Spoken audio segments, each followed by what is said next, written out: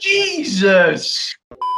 Nerd. He's like enjoys the whole editing of it. I had a text from someone being like, please don't be mean to me in the players quiz. Hello everyone and welcome to episode 3 of The Lockin. Today we've got Mills, Millie, so I like to call her, Amelia, club legend, team manager of the women's team, and all-round top gal. How you doing? Hi, thank you for having me on. It's all right. How's your week been? Good. How's lockdown treating you? Yeah, highs and lows. They just announced a bunch of redundancies at my firm, so interesting Starting to with the lows. how that goes. Lows. Sharing a room, working with my boyfriend and our flatmate Patty every day. Okay. We all work in the same space. I didn't realize that he ate his cereal so loudly, so that's been an adventure. Oh yeah, I kind of have to leave the room. What's he eating? Shredded wheat? Dry? Shreddies specifically. Shreddies dry, no milk. Shreddies are a no from me. But he's got to the point now where he checks to see whether I'm on a call before he eats them because he knows how annoyed I get. Hey, you sure? Okay, yeah. cool, great. Go. No, you're on call? No. But it's fine, actually. Yeah, not too bad. I've still, for the time being, got my job. Which is good, and we have a little garden in our flat block, which is good because you can get about outside, sit in the sun, and we're right on Brockwell Park as well. And yeah, I've mostly been doing loads of fitness stuff, so I'm actually primed for the return of the season. Primed and ready for the return of the season. Yeah, I've been doing long runs, which is not a thing I've done in my entire life. You're on Strava? I am on Strava. I'm on the leaderboard. So I was very much encouraging the SCRFC club Strava competition because I basically do like one long bike ride at the weekend, which is maybe like, I don't know, like 35 miles or whatever. And then Rosie and I have done a couple of long runs a week. So getting in the miles really, which love it. Which is the only thing that the leaderboard judges is like miles. So it actually doesn't matter how slow we are. So we're just like ranking up the time. Walking marathons every weekend. Like, literally. There's time for it. So why not? I'm in a real competition with Angus in our group. Oh, look at it. Oh, it's Jack sneaking in. I loved it. We're in a real competition with Angus. He's smashing it at the moment. So I've tried for weeks and weeks to get a sub 20-minute 5K. And I was like, oh, lads, it's so hard. And then he just pops out in the group out of nowhere and does like a 19-minute one. So really hate Angus at the moment. So that's really great on Strava to follow his progress. I started a leaderboard at work for 5Ks, which was like a charity thing because I'm on our like charity committee. And it's really because we can't do any events. We normally we do like sports days this time of year. So we're trying to think of stuff that we can do. So we did like a 5K ladder where you donate a $5 if you want to enter the ladder. And that pushed me to do my PB 5K. Nice. So I was like, well, I can't have everyone at work. Like, everyone at work thinks I'm fit because they're like, oh, you're rugby, you're sporty. And I was like, oh, embarrassing if you rock up with like a 45-minute 5K. Just doing weeks and weeks of not putting it on Strava until you got good enough. Right now's the time. Run a kilometre, pause, Strava, get your breath back, run another kilometre. There was a few kind of people caught out by like the elapsed time thing. Jack Cowell was doing it in the Uber. He was getting an Uber just round. I was driving. Go a bit slower, mate. It's too quick. Got my bicycle. Oh, well, I've got a new bike. My bike got nicked in lockdown as well. There's been highs and lows.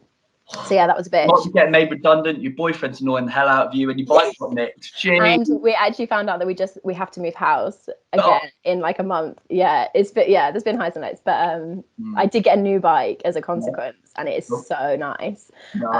So I've been doing big rides and stuff, so I could maybe do my 5K on that and be like, oh, this is a really fast run. Spooning it. Oh, sorry guys, I actually forgot to change the settings to run. My bad. But I'm going to call you out because you say you're getting fit, but I've been down the rugby club a couple times this week. Haven't seen you there with the rest of the training session. No, well, we're only training in small groups. For obvious reasons. So I think it's a bit of a trek for me to get there anyway, and I'm fairly self-motivated in terms of my own plans, so I'm like kind of sticking to my.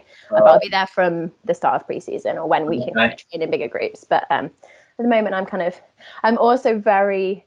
I've made this mistake before of starting the rugby season too early. Yeah. And then by October, I'm like, burnt out from it and I need a break from it. So I don't want to start it too early. I'm keen to like start when we would normally be starting, even though we've had a big break. Yeah, but so you can keep the pace going. I've done the exact opposite of that. I'm really, really excited.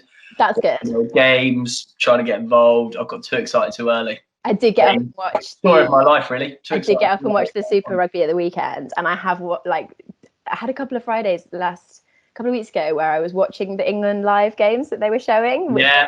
2013. I watched, and then that kind of led into like a YouTube spiral. And then one night I watched like 3 games back to back. I watched like England, France, Six Nations 2012, just like crack. And there's like all these old teams. It's all the people that you kind of have forgotten about because you remember the stars, but all the like.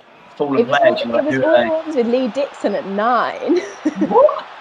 Who is just like, not a good 9. And he had all these amazing players around him. And it just makes you realise how reliant you are on having a good 9. And I think that's been England's problem for a little while now. But decide who kicks. Is it just like known who is the best? Because I think we could do with like evaluating in our team who is best at it, because we always just like basically give it to whoever wants to do it. Not really professional, is it? I think it would be good to like actually, because I reckon we've got some secret kickers and stuff in our team who actually don't know how good they could be. Yeah, I agree with that. It's not me, by the way, for clarity. This isn't my bid to kick. I'm so far down the list.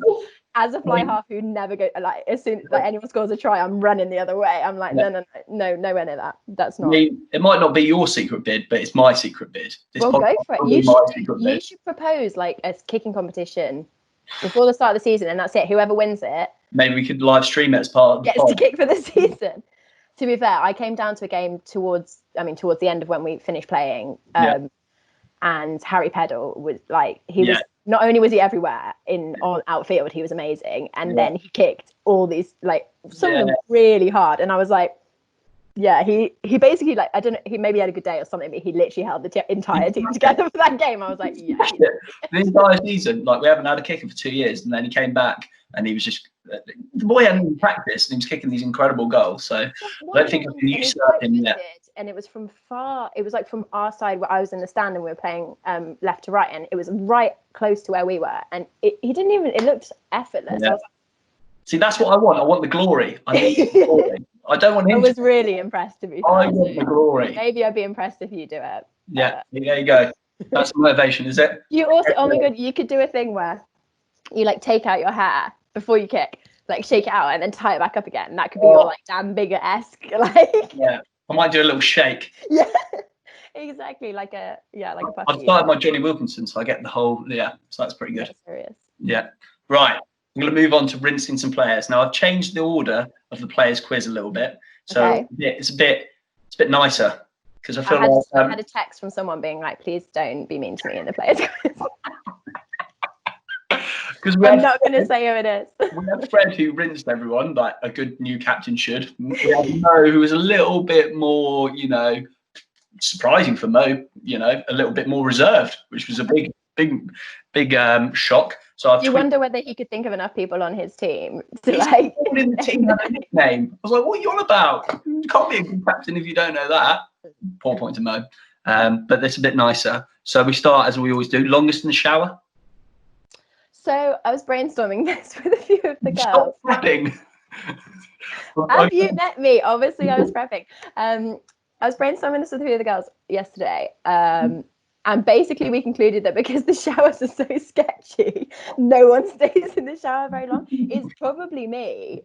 Okay. But basically, we established that it's all the people who are like notorious grubs who will basically shower like once a week after a game, and that's their like weekly shower. Oh, behave, no. Basically, like me and Rosie are like, we're like, okay, this is like, we're gonna wash our hair, we're gonna condition our hair, like this is the time. See, that's where all the hot water's going. You're in there all the time. Guilty. Yeah. We do, however, have some really notorious shower dodgers. Like all the chicks don't like know where, you don't find them anywhere near the showers. Yeah. Mel's a shower dodger. Like we've got a few who like just pull their trousers on over their muddy knees and then off they go. No. So not about that life. And it's a bit weird to try and like convince people to shower with you. Right? It's like, why are you coming in the shower? Take your clothes off. And always the football people who convert to rugby, the first game, they're like, what the fuck is this? They're like, why is everyone naked? It like properly freaks them out. Yeah, it is a bit weird when you actually look at. My mate was saying no, it's not a rugby guy at all. It's like objectively, like it's a bit weird. Like you've all got your knobs out. You're like, yeah, but it's not weird though. It's what it is. Everyone's doing it. Well, I mean, we were then comparing it to like at Fat Blokes where we always have like a club shower. Yeah. Where everyone just gets in the shower together. I remember that Fat Blokes because Big Josh, he had 3 showers in one day. I can't believe it. He showered and then came out. I was like, oh, still muddy, lads. I was like, don't think that's you're in the shower. Back in, lads. There's still a bit of mud. Oh, right. Good times. I've been doing that this year. Right, worst lid. This is a hard one because girls really do like their hair. And they will be really offended. Yeah. I'm not having this. No, no, mine's great actually. So no, I'm not claiming that. We give Dully a lot of shit for her quiff that she like. It's very 90s. I used to have it myself, where she basically like gels that up at the front of her hair and then ties all the rest back. And when we're doing a night out, usually I can kind of judge. I'll message Dully and be like, "Is the quiff coming tonight or not?" So what happens if she's got the quiff in? What sort of night is it? And if she's got the quiff out, what sort of night is it? Good question. You have to come on the night out to find out. I did text her. I'm not going to give you an answer. I did text her before the end of season Zoom, being like, "Quiff or no quiff?" Quiff in, quiff out. What are we saying? I think it just indicates how much effort you're willing to make, because quiff's like a standard look for her. So. Is it like out and out out? Is that the vibe? If quiff out, we're going fully out. If the quiff fully is out. Yeah. So yeah, I do give her a lot of shit for her quiff hair. Worst chat in the team. Oh, that is really tough. Worst chat as in like just smelly, terrible chat. You look around, you're like, what is that? Probably Anna. We get so much content from Anna. Bearing in mind she doesn't train with us because she's at uni down in Chichester. So she just like rocks up on game day and like gives it all, like everything, like firing stuff off at anyone who stands still long enough. Mostly me. But I do a lot of standing still, which probably makes me a good target. But yeah, she's also very self-deprecating though, so like she'll like make comments about but then like also in the other way isn't. What was it she said at the end of the last game? Like the 12 was like distracted by something and was being shouted at by the coach, and she was like, she was distracted by me. Like, she's like eyes and mouth across the pitch.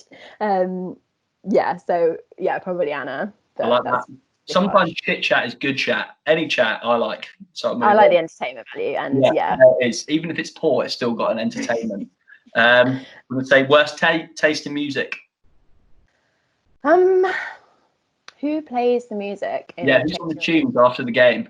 So Mel plays a lot of the music.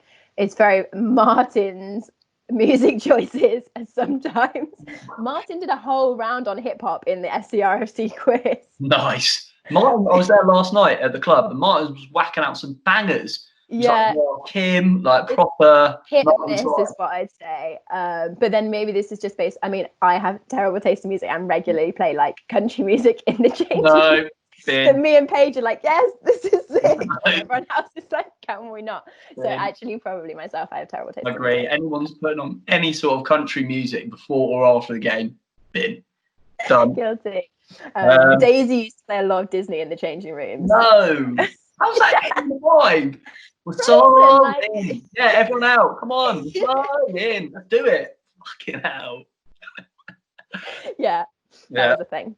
Best nickname. Best nickname. So the fact that you were like, oh, I don't know who Amelia is. So I've been dialing it. So like all my work stuff. This is a work Teams account and work Zoom account and stuff. So I dial in under my work account and it's Amelia. Yeah. But we have an Amelia, reputably excellent player. And so they started calling her Amelia 1 and me Amelia 2, which I am not here for in any way, shape or form. And then she'll literally refer to me out loud as Amelia 2. And then now she's just adopted the name Amelia 1, which that's not the one. Who else do we have? Like Nugget came to the club with her nickname. Yeah, that is strong nickname, Nugget. Chicken Nugget. I respect that. People who get nicknames tend to be people who just arrive at the club and have a name of someone that we already have. So I like Jude, Nugget's real name. I'm not gonna lie to you. She introduced me to herself. Shall I tell you? She was like, "Hi, my name's Nugget." I was like, "Hi, my name's Ben." I think people wouldn't know. Like if I was chatting to someone and said her name, I think people wouldn't necessarily know. Yeah, you've got to go with the nickname. That's when you know a nickname is a good nickname. It's like Judo. Like Judo arrived at the club. Yeah. She'd sent me adorably keen message being like, "Hi, I live nearby and I think I might try rugby. I've never played it before, but I used to do judo at quite a high level, so like I think I'll be good at tackling and stuff." And she arrived and she was like, "Hi, my name's Amy," and we were like, "We already have an Amy, you're judo." And that was literally it from like minute one. Minute one, she wasn't allowed Amy, she was just allowed judo. I like that. So yeah, that was a thing. Dully and Hannah joined at the same time, and Coco once described them as Dudley and her bird. So we've adopted that as a nickname. I think Hannah actually hates it. I love nicknames where people hate their nickname. Dudley and her bird. It's like, oh, the bird's here, and it's like you'd be very annoyed if that was your nickname as like someone's other half. That's a bit. Who's that? It was because Hannah joined and then played a couple of games, then went skiing and broke her ribs, so then she was out for a little bit. I know, savage. But it meant that she was like kind of out for a bit, so then she wasn't like playing, and then I think she just like felt like Coco like is not one to make an effort, so it just became like part of her psyche of like, oh, Dudley and her bird, even though Dudley's name is not Dudley, it's Dully. Love it. I like that. See, this is a better nicknames around the last week, a million times better. None of them are like especially good. They're all just that judo's good. Judo's good. Yeah, she literally was like, "Oh, I did judo." We were like, "Oh, we'll call you judo then." Great. And to be fair, when we were playing Ashford, who struggled in our league, there was one where you can say they're shit. I don't think they're there. I don't think they're subscribing to the league. What if they listen to the pod? Yeah, they're atrocious. We put like triple figures on them both times. Fuck them. They're really bad, but they've gone down. Yeah. But there's this one bit where Judo basically like comes off, the 8 tries to pick and go. Judo comes off the scrum at flank and literally just drags this girl to the ground, breaks her arm. I know, it's really savage. Yeah, no. Judo comes through and delivers. People, especially off the base of the scrum, like if someone picks and goes and she's at flank, she sees like the most effective way to basically just grab them and then just like pull them to the ground, which I think most of us would probably fail to do, but she's just really good at it because she's slamming girls left, right, and centre. It's really, really harsh. Yeah, she's very effective. I'm scared. And also, they don't make any ground because obviously, if you get their legs, they kind of fall forwards, whereas these guys just literally like drop where they're caught. I think we've got to go judo because she's breaking girls' arm. Yeah. So she is going to play for Hackney this season because she's moving. Bid her off because who is she? It's a big loss. Yeah. Okay. She also is a forward and wins all of our fitness tests. She does a Bronco in 5:38. What? Yeah. That's mad. 5:38. That's very right. I don't like her anymore now. You really built her up to me as well. You're like, she does this. She does. I can tell you a story about when she did a poo in Surrey Quays, but. Okay. She goes for long runs, and you know. She did a Paula Radcliffe. That's Paula Radcliffe. That is. Yeah.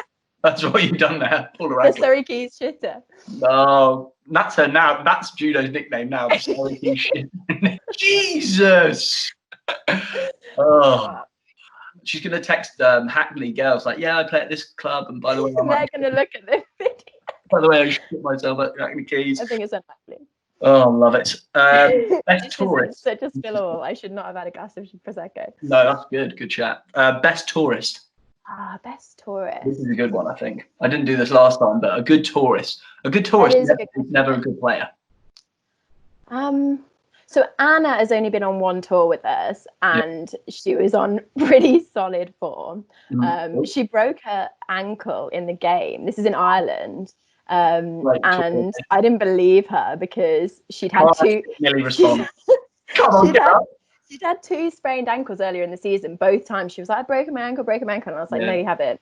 You've sprained your ankle." And I like took them seriously the first time, but by the third time I was like, "No, you haven't." So then we literally did this massive night out that finished at like 6 a.m. Our coach was picking us up at 7 to go home. She was still out on one crutch that she'd managed to like beg, borrow, or steal from somewhere. She hadn't even gone to hospital. I basically didn't even pay attention to her going off the pitch. Like, it was all very, and then she came back home, and then she went to hospital, and they were like, you've literally, she's had like a massive operation since. She's got like metal plates in her ankle. You destroyed your ankle. Why didn't you come here sooner? Well, there's this girl called Millie in our team, and she said I hadn't done it. Literally. And to be fair, that was the tour where Sam Brown, who's now gone back to New Zealand, and she was an excellent tourist. Like, on pretty good. I don't think you can beat breaking your ankle and then going out a night out to We also have Laura Mace, who used to play for like London Welsh. She's a vet player, should we say. She doesn't really play for us very often, but every now and again she'll rock up to a social, and like if we absolutely need to, if we text her and we were like, we can't power our team with the front row unless you play this weekend, she'd be there. So like, she's just a great person to have in your squad. Love those people. She's just brilliant, and she always comes on tour, and she's been on so many rugby tours that she knows like all the like rules and like fines, and also she's always like piping up like, oh, I noticed that someone hasn't brought their like whatever with them.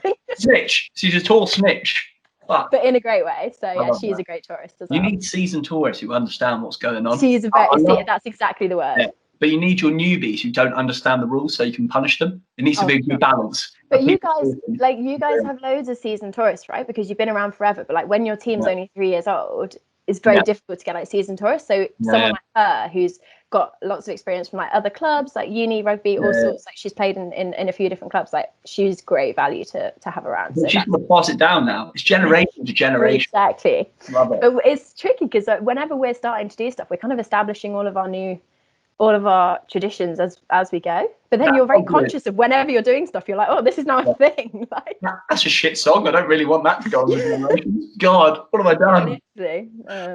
Yeah. Well, you've created a legacy of bullying people to make sure they get, even though they break their ankles. So it's literally not even the only example of that. There are a few others. So like, let's not talk about it too much. Look, good segue from best tourist, best dance moves. Kimmy's a pretty good dancer on a night out. She's good value. But like, people like you, I spend a lot of time on a night out like batting creepy men away from Kimmy. And Charlie as well, similar situation. I basically like kind of go around like, where if they're like drunk or whatever, I'm like, no, you can fuck off. You don't make the cut. Like, get out of here. You've got your own little system going on. In Infernos, we'll like have a little like. Oh my god, I can't even imagine what happens in Infernos. But there you go. But lads, the other way around. Lads are just batting like people at people. But that's pretty good. It's the opposite. We're like managing people away. Mel's like making a perimeter. Right. No. Yes. No. Yeah, exactly. No. Get in then. Exactly. And going out with Charlie is great because people will just buy you drinks, and then she'll be like, oh, there's 2 of us, and you'll be like in the back and like, hi. Thank you very much. I will take that. Do you want to dance? No, I don't know who you are. No, I'm not part of this. I'm with her. I'm with Charlie. So I'll see you later. Bye-bye. Stay together. But yeah, I think they're probably like the people that you'd want to go to a club and go dancing with. Nice. Well, you have to act like a security guard, but that's fine. That's fine. I love to pick a fight in a night out. I got thrown out in when we were on tour in Glasgow. Amelia is not someone who should be thrown out of clubs for fighting. No, but it was for a very righteous reason. This guy was like creeping on everyone. And he kept like touching people, and I told him to back off, and he wouldn't. Nice. And then I went to the bar to get some water. It was like right at the end of the night, and I was totally fucked and really dehydrated. And this woman gave me water, and he came up and he slapped my ass. No. And I was leaning over the bar to talk to this woman, mostly because I couldn't understand any of the Glaswegian accents at all. Yeah. Like, at all. So I was like leaning over to try and communicate that I wanted water, and she gave me this water, and I just threw it in his face. And then this security guard came over, and then I ran away to tell Mel that I was being kicked out. And then we hid in the toilet, and then she was in the toilet with me. And then someone was knocking, and she was like, Mel was like, you have to open the door. It's judo. I was like, it's not judo. It's the security guard. We opened the door, and there's this massive security guard there, like, you're being thrown out. And we were like, for fuck's sake. I think you should be let in the club. I think you should be told to stay for that. I think that's like. But she was like, we're going to throw you both out. I was like, fine. So but then I really wanted to go back to the same place the next day. It was a really terrible but great club, like I love those Infernos type style. A dive for good.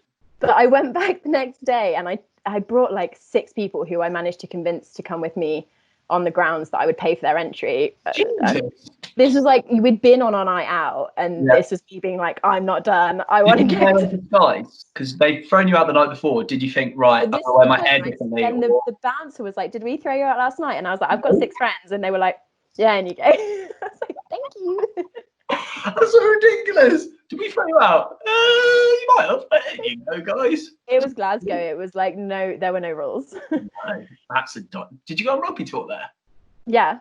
Gee, that's a location to go on rugby. We've tried to do we've done like we've tried to do like a tour abroad, domestic, kind of like we did Ireland, and then we did France, and then we did Scotland in the view of then doing Budapest this year. Yeah. So we did Glasgow because we tried to book Budapest, but they wouldn't get the insurance cost was super high because we were going the week after Brexit was meant to happen. Oh, okay. So then. We decided Glasgow. Do you know what I mean? So then, I was gutted when I was first told, but I was like, fine. I see the point of like, if you try and book an international tour and Brexit happens and then your flights are cancelled, like, not that they probably would be, you don't know.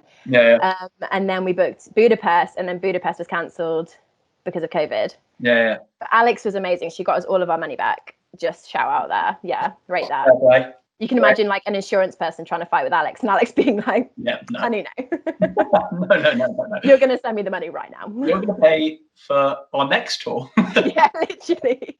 I can imagine her having set that up. So Budapest one day will happen, but we've been thwarted twice on Budapest. I think it's on the cards. I mean, incredible. One day. I kind of want to go on a girls' tour now. Seems pretty good. You swilling lads, pushing them away. I always have a fun time. Hiding in toilets, getting kicked out. Sounds pretty good. Yeah. Right, now, so we're going to move from you sounding like a bit of a legend to you sounding like a bit of a nerd, because we're going to do the Fantasy Harry Potter 15. We're all excited. I've actually put a little bit, I've put some effort into mine. Are you a Harry Potter fan? Is that like, was this easy for you or hard for you? I'm a basic bro. Okay. I've never read any of the books, but I have watched every Harry Potter. I'm going to say, first off, Harry Potter is in my team, because he's the biggest side man ever to have known. He's a good seeker. He's nappy. Terrible. I tried to put in Peeves, and Rich told me I wasn't allowed to because it was too niche knowledge, because people who'd only seen the films wouldn't know him. It's not in the films. I was like, fine. So I've tried to be a bit more mainstream with my characters. I mean, there were a few niche characters early doors. I mean, we did X-Men last week, which was super niche. I did some forward finding. I'm gonna just put my hands up. I've never seen X-Men, and I was like, this is a little bit boring. What's happening? And nope, in the bin. Oh, and it's the finished. Oh, never mind. This is good. Okay, cool. Right. I think yours might be quite good, so I'm quite excited. So let's have your front three. Okay, I did a bit of consulting with Martin on this, because he heard that I was doing it and was like, what's your competition? You've done too much consulting. This needs to be your squad. Come on. Okay. So at prop, I've got Hagrid's brother, Grawp. Oh my God, I didn't even know Hagrid had a brother. He's an actual giant, but he's small. He's a small giant. Cool. I think hooking next to him would be problematic, but we're just gonna pretend that it's possible. Okay, cool. On the other prop, I've got Dudley Dursley. Nice. Yeah. Not because I think he'd be any good, but I think he fulfills the role of a lot of people in that prop role. Got a bit of weight behind him, doesn't he? Yeah, and he's a bit of a dickhead. Like, just like everyone won't like him, but that's fine, Yeah. And a hooker, this was actually Martin's idea, inspired. Alistair Moody. Okay, right. So I've actually interestingly picked a very similar front row. I've got Vincent Crabbe. Yep, the lad who's from Slytherin. Bit of a larger lad. Yeah. And then I've got Alistair Mad-Eyed Moody. Mad-Eyed Moody. Who? But what I've realised now, isn't he going to be shit in the line out because he's only got one eye? He's only got one leg. His throw is going to be completely off. So I think we've both fucked ourselves over there in terms of hooker, because he's not going to be able to throw at the line out, is he? As far as I can tell, throwing straight in a line out is not actually a requirement of a hooker from every game I've ever seen. So. Yeah, that is true. I mean, our hooker is with a throwing in the line out. Okay, that's fine. Right, who have you got second row? Wait, who was your other prop? Dudley. Yeah, solid. Yeah, solid. So at second row, I've got Madame Maxime and Hagrid together. Little couple. That's strong. Some big boys. That's carrying the ball through. In the line out though, they're going to be difficult to lift. They're huge. I think Maxine, she's a woman, so Grop's not going to have any issue throwing her up. Yeah. But Mad-Eye Mooney's not going to be able to hit shit, so we're going to be fine. I've gone for Fred and George Weasley.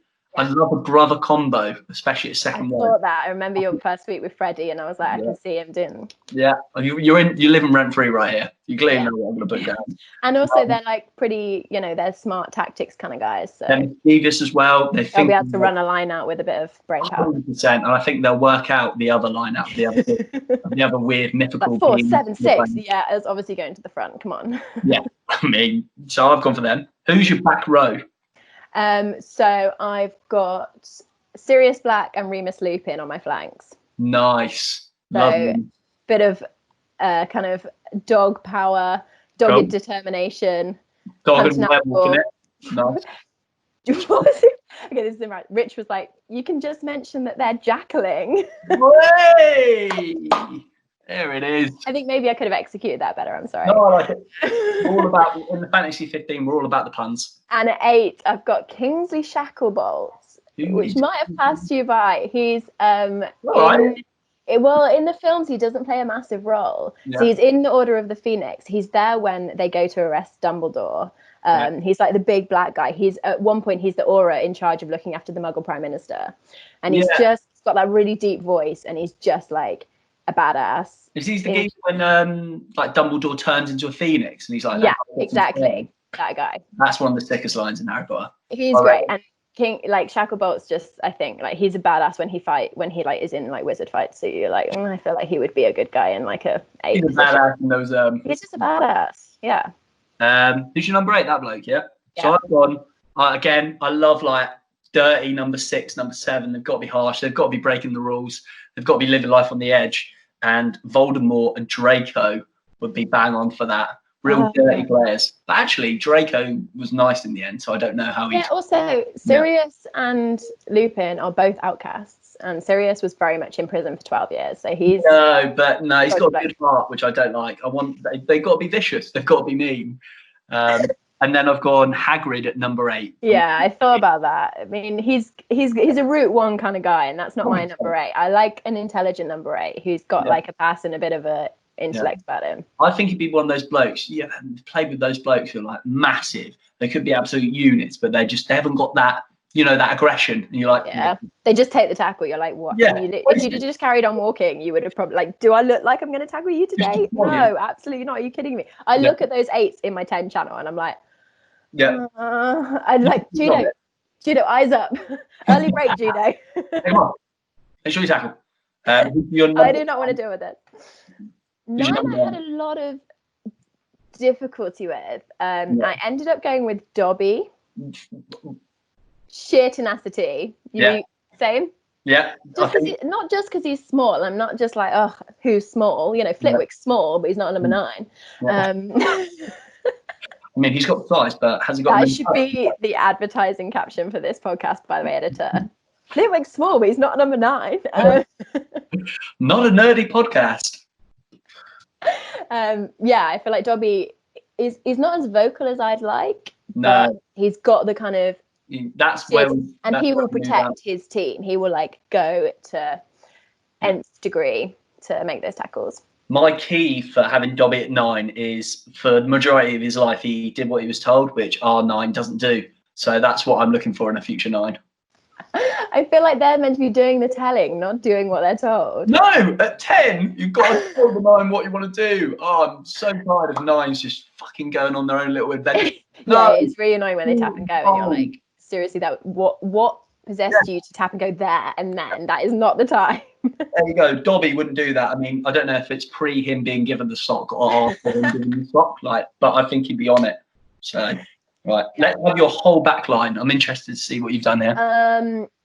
So obviously Hermione at 10. That goes without saying. Obviously. That's because you think you are Hermione, so you put yourself where you play. Duh. I am Hermione. She should play 10. It's the best position on the pitch. She brings some brains to the operation. One, yeah. Exactly. Yeah. I've got Harry and Ginny on my wings. seekers. I feel like if you're like up for that role, you're probably up scoring some tries, bit of whatever. You're a finisher. I've got Fred and George as my centre pairing. Strong. And then really struggled at fullback to decide. I initially went for Oliver Wood because like he's keeper and he's like a good Quidditch player and probably athlete, but that's probably a bit boring. And I actually went for Dumbledore in the end, in like a kind of... Dumbledore is old as fuck. He's not moving anywhere. I did originally say that, but then I think there are other accusations that we can throw at other members of the team that would make them bad rugby players. I mean, Bobby's not making a lot of tackles. Oliver Wood would probably be my actual rugby pick. Nice. I have gone for obviously Hermione at 10. Yes. Obviously, she's got the spark, she's got the intelligence, she can order people around the pitch. She's got an over-inflated self-importance, which is key for a 10. I literally don't know what you're implying. Yeah, they think they're better than they actually are. For 12, I like a Brad Barrett hard-running 12, so I've gone for Victor Crumb. Big game. Yeah. Martin wanted him at 8 on getting on the front foot. I think he'd agree with that. Yeah, it's a strong shout. He's going to make some yards. Yeah, I think he would. And then he's also already broken his nose, so like. Yeah, he's just very hard, isn't he? I just think he'd be great. A lot of crash lines for him. Might struggle to communicate, but. Yeah, that'd be all right. I reckon 13. I'm going to have Harry Potter's dad. James Potter. Yes, James Potter, because he's got he can turn into a stag, can't he? So. Do you not find when you're doing fantasy teams that 13 is the hardest role to cast? Yeah, but what are we really saying for a 13? Yeah, what's the skill set, right? Like what are you looking to achieve here? I'm looking for wheels, some sort of handling skills. Just like quite be a good rugby player. I don't know. Yeah, be a good rugby player. And I think you've got to understand a bit of the system. Yeah. And you've got to be a bit brave. So Harry Potter's dad was quite brave. James Potter. True. He was brave. And then for 14, I've gone the sorting hat. Because, the sorting hat has great chat. And you're saying that Dumbledore can't play fullback in my team because he's old and you picked a fucking hat. I would love, this is community level rugby. I would love to be on a night out with the sorting hat. The sorting hat has fantastic chat. Clearly on the beer. I reckon it'd be excellent. He'd be giving it all that on the sideline, chatting away. You wouldn't pass him the ball or her the ball. I don't know what gender the sorting hat is. Neutral. Just get rid of it. It'd be excellent, I reckon. I'd love to have the sorting hat on my team. Right. 11, another point, Ron Weasley, because he's just quite a funny bloke. Trash. He is absolute trash. He's trash, isn't he? But just get him in the team. Yeah, he's a no from me. He wouldn't get anywhere near my team. And then 15, things that can cover a lot of ground that are quite mean, bit aggressive. Death Eater. A generic Death Eater. A Dementor? Do you mean a Dementor? Yeah, they're not a Death Eater. No, Death Eaters are like Voldemort's followers. Yeah, that is true. Like Lucius Malfoy and co. Okay, cool. I might call my team the Death Eaters, but that's fine. Yeah, I'll say Voldemort. If you got Voldemort at 6, then you think you'd need Voldemort. I'm flustered now. What is it? A Dementor. Dementor. There you go. I actually had Voldemort down as my team manager because I feel like his strategy is, and like I like someone who I like a hardline team manager, you know. Team manager, he can't defeat a 14-year-old kid. Terrible. It's embarrassing. Okay, good point, well made. I'm gonna say I'm gonna go for generic. I'm gonna go Dumbledore. Yeah. He's Martin's team manager because I think Martin sees himself as a bit of a Dumbledore, but I'm not here for it. Yeah, I think Martin's got quite a good team. I think I'll rate his team. His all-knowing approach to. He was like, right, I hear you're doing this. Here's my team. I was like, don't think I asked. But to be fair, Martin and I do share our team selection every week, and I think he's just missing that. I win. I don't know. I think I've got a solid knowledge of the game, and I think you might struggle if your wingers are not scoring tries because they're hats. The sorting hat, I don't know, would nail something. It'd make a bit of magic. It distracts someone. It can get inside people's heads. Sorting hat. Your greatest weaknesses. It would understand them. Put it on the opposition's flight half. They're just freaking out, and then you or put it on our number 10, and he's just understands the game. Imagine Hermione just running around with the sorting hat. That's scary.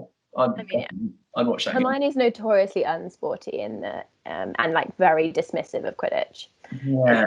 Which is it put me off a bit, but willing to. I used to be like that because I only really knew about like football was always there. I was like, oh, this is shit. So maybe she actually has just been waiting for her actual sport. Yeah, is that what happened with you in rugby? Are you just Hermione in real life? I feel like you're just reading the books like, I can relate so much to her. I'm not is what I'd say. But the worst thing is everyone, like all nerdy girls growing up like, I'm Hermione. And I was like, no, you think you are, but no, honey. Oh, no. Honey, it's me. I think you might. You don't understand. That's awkward because... Yeah, you can think that. You just think that. That's fine. If you want to think, if that's important to you, you think that. But it is me. I love it. Thank you so much for being on the pod. I appreciate it. Thank you for having me. I basically was like, yeah, I'll find someone to be on it. Me. You found yourself. Great. I loved it. Thank you so much. I appreciate it. And stay safe in these crazy times. Hope this all recorded.